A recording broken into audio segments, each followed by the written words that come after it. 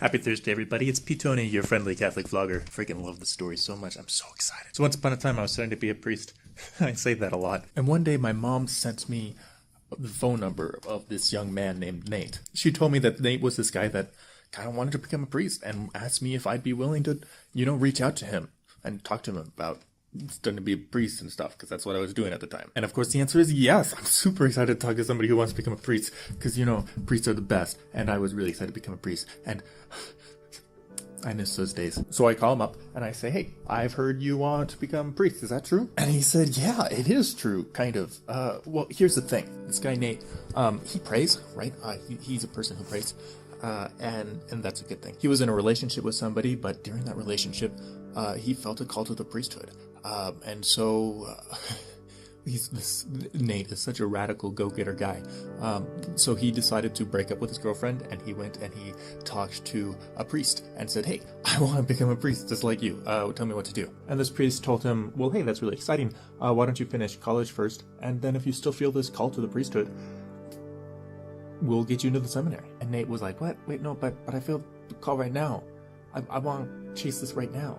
So he goes and he finds another priest, and he says the same thing. Hey, I feel like I'm called to the priesthood, and I broke up with my girlfriend, and now I'm here, and I'm asking about it. What do I do? And this priest said more or less the same thing. He said, why don't you finish college first? And I mean, this is great, this is exciting, this is good stuff, but why don't you just finish college first, and we'll take it from there. Nate wasn't super thrilled to hear all that, and he said, well, okay, fine. I don't know what to say. God, I was praying, and I felt like you were calling me to be a priest, and so I burned my boats. I left my nets behind. I broke up with my girlfriend, quite literally, and I was pursuing this. But the priests that I'm talking to are telling me no. So maybe that's a sign that, this isn't where you're calling me. I mean, how else do I read this? So he gets back together with his girlfriend. He continues to pray. He continues, faith is important, whether or not someone is studying to be a priest or not, right? And that is when he meets my mom. Like, he was in daily mass one day. My mom comes up to him and says, hey, you're at daily mass a lot. Have you ever thought about being a priest? And he said, yeah, well, here's my story. And that is the story of how I first met Nate. A whole lot of backstory, all within the first 10 minutes or so of knowing him. It was a great time. I think this is important context. The group of people that I was studying to be a priest with, they're called the Legionaries of Christ. Great group, love them so much. While I was with them, we had a huge emphasis on praying for vocations. Like, the idea is, God is calling people to be his priests, and not necessarily everyone who's called hears that call. So we pray a lot for people who may be called, and we also try to reach out to young men who may be called. So all of a sudden, getting this Nate guy that just falls into my lap through the hands of my mother, and suddenly I'm like, oh my gosh, this is a vocation prospect. Maybe he's called to be a legionary. This is great. I was super excited, and there's all this sensitivity too, because he broke up with his girlfriend, and then he went to go become a priest, and then he was told no, and so now he's back together with his girlfriend. And man, breaking up with a girlfriend once so that you can go to the seminary sucks. Breaking up twice would suck more. So he is a little bit worried about, he doesn't want to do that to her. That would suck. So what do you do? That's just kind of a hard scenario to be in. Me, I'm not a super wise person. I'm not a very impulsive person either. So I decide, I don't really have advice for this guy.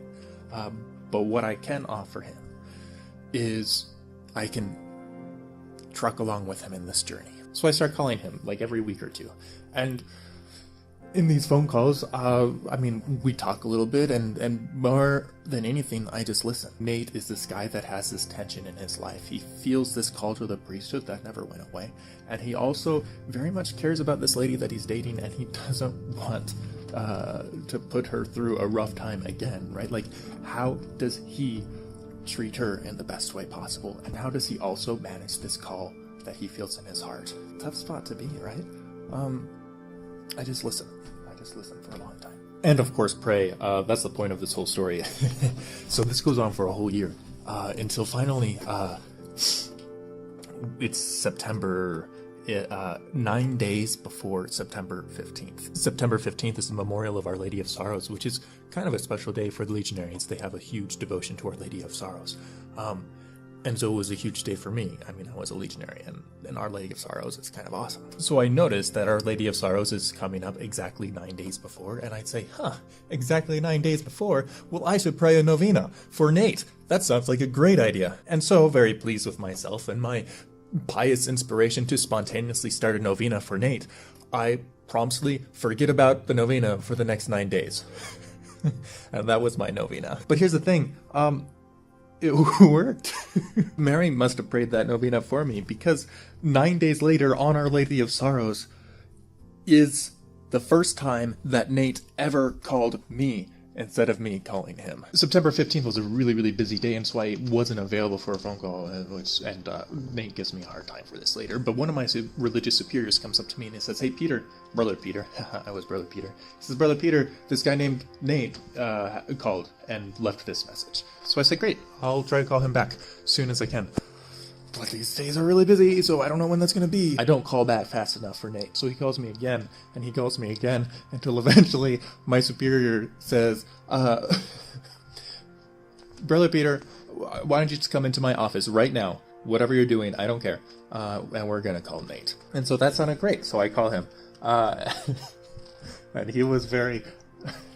He was a little upset with me. He said, "Peter, I have never called you, and now I call you 3 times in a row and you don't call me back? I have something really important to tell you." And I say, "Oh gosh, I'm sorry, what happened? Tell me." And he said, "Peter,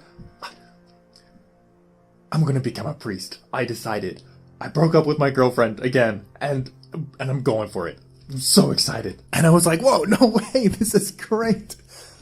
What a coincidence that it ended on this last day of the novena that, I didn't really do anything for, but, Mary's good like that. So we talked for a long time, and it's a grand conversation, because, vocations are exciting. Like saying yes to Jesus is an exciting time.